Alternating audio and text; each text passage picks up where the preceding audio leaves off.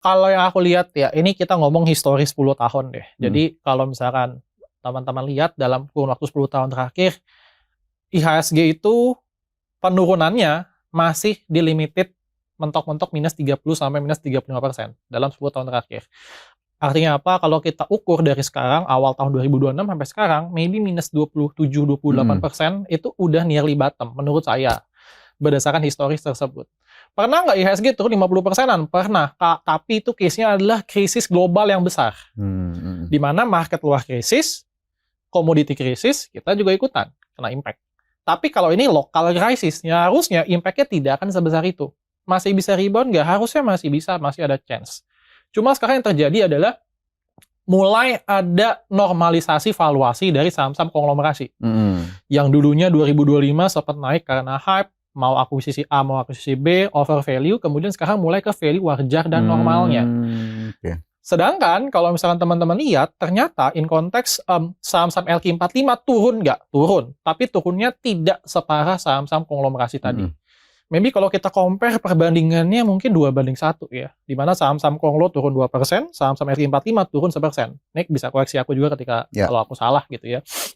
Jadi turun tapi jauh lebih parah penurunannya saham konglomerasi. That's why ya IHSG mau nggak mau turun. Apalagi kemarin ya udah ada, ya intinya dari sisi bursa juga mulai menunjukkan adanya perbaikan, mau menunjukkan transparansi juga supaya kedepannya MSCI dan FTSE mulai kembali melirik kita gitu ya. Dengan cara munculin terakhir high concentration stock, dan kemudian sebagainya, ada transparansi juga dari data kepemilikan 1% yang menurut saya bagus, ya artinya kita berbenah, ya semoga kedepannya ya mulai lebih baik lagi dari cover gitu sih. Meskipun pada akhirnya kita tetap harus istilahnya ya, menerima apapun keputusan dari si penyedia indeks global itu nantinya ya, di tengah upaya yang kita lakukan begitu ya. Betul, karena memang secara jumlah investor mungkin kita lebih banyak jumlahnya, tapi duitnya dari mereka sebenarnya yang majority gitu kan. Oke, jadi memang yang kita harapkan upaya perbaikannya masih terus dilakukan begitu ya, toh ujung-ujungnya ini bisa membantu kita juga ya, investor kita untuk tahu ada HSC, ada beneficial owner di sana dan segala macam, free float-nya dinaikkan, jadi manfaatnya lah yang kita meskipun memang tekanannya luar biasa besar dari apa yang kemudian dari sorotan MSCI ataupun FTSE lah. Aku nambahin dikit boleh ya? Jadi kemarin ketika aku buka reportnya di MSCI, ya di global dan small cap, itu sebenarnya secara konteks enggak cuma Indonesia aja yang kena impact-nya. Banyak negara-negara lain juga di-exclude sebenarnya. Jadi jauh lebih banyak yang di-exclude daripada ditambahkan. Dan sebenarnya ya maybe itu lebih ke arah ya, artinya bukan cuma lokal aja yang mungkin lagi parah. Mungkin dari si MSCI juga lagi doing something, maybe kita nggak tahu sih. Tapi karena memang secara majority yang dikeluarkan lebih banyak sih daripada yang dimasukin. Betul, setuju. Jadi memang harus lihat juga, harus lengkap juga kita ngelihatnya kemarin dari reportnya. Oke, dari situ kita bergeser baru nih ke saham ataupun sektor-sektor. Kalau Koko tuh ngelihatnya untuk ngelihat prospek suatu saham di sektor manapun lah, atau mungkin bisa dicontohkan, itu apa indikator-indikatornya atau checklist yang perlu kita lakuin? Ini konteksnya investasi ya. Berarti kalau misalnya investasi, biasa aku lihat dulu makronya seperti apa ngobrolnya. Jadi per saat ini sounding dari makronya itu kayak gimana sih? Kecenderungannya kemana gitu. Contoh terakhir efek perang kemana sih? Udah pasti ke sektor energi yang diuntungkan. Jadi dari makro, global, isu, terus kemudian kita kerucutkan ke sektoral, baru kerucutkan lagi ke emitennya ya terkait apa. Jadi dari sana kita baru punya gambaran, oh karena perang energi bagus. Jadi kemungkinan chance-nya otomatis harusnya saham energi bagus. Nah sekarang yang terjadi adalah bisa aku bilang terjadi divergence nih. In konteks, oke, kinerja saham energi secara fundamental bagus, tapi harganya turun terus karena indeks. Yang harusnya kalau misalkan teman-teman lihat, ini harusnya bisa jadi opportunity di sana. Terus kalau misalkan tanya, kok saham bank seperti apa? Ya, kalau saham bank selama dia belum ada growth dari sisi lokalnya, which kita ngomong otomatis growth dari sisi kreditnya, otomatis itu biasa akan berat sih. Karena dari si investor foreign ngelihatnya growth dan growth itu sendiri.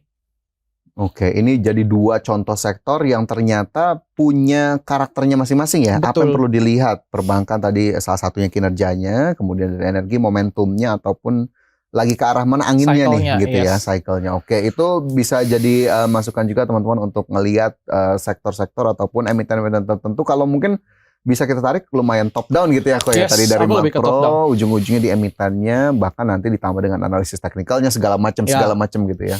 Oke, kalau tipsnya sendiri kok untuk teman-teman yang mau masuk ke pasar modal, apa sih sebetulnya harus dipahami dulu?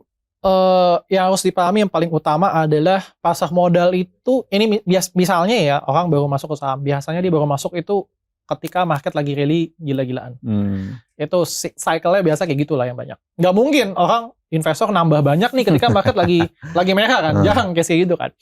Biasanya harus diingat adalah market itu dua sisi. Dia bisa naik, dia bisa turun. Mungkin kalian bisa dapat cuan ketika market naik. Udah pasti, beli apa aja cuan kan. Tapi kalian harus ingat bahwa ketika turun, kalian harus do something dan punya plan B-nya. Dan kemudian harus diingat juga adalah ketika market udah rally, misalkan 2025 rally 50%. Nah, sekarang turun 30%. Make sense nggak? Ya, make sense aja. Toh misalkan tahun lalu kan udah rally 50%, sekarang turun 30%. Ya itu memang yang harus dilalui bersama gitu. Kalau kita ngomong teknikal ya.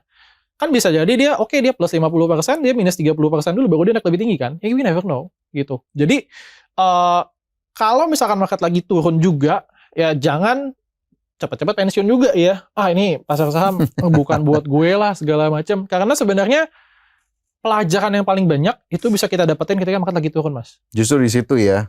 Kita bisa menguji strategi kita bisa menguji conviction kita, dan kita bisa tahu bahwa yang kita lakukan benar atau tidak.